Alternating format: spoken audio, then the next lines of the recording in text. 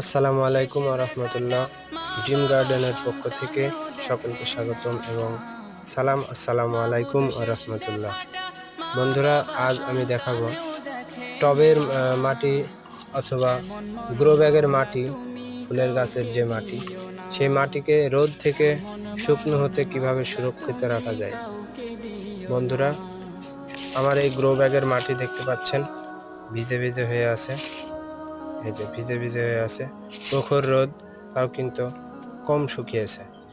বন্ধুরা, মালচিং পদ্ধতিতে গ্রো ব্যাগের মাটি অথবা টবের মাটি ভেজা রাখা যায়, এটা সম্ভব।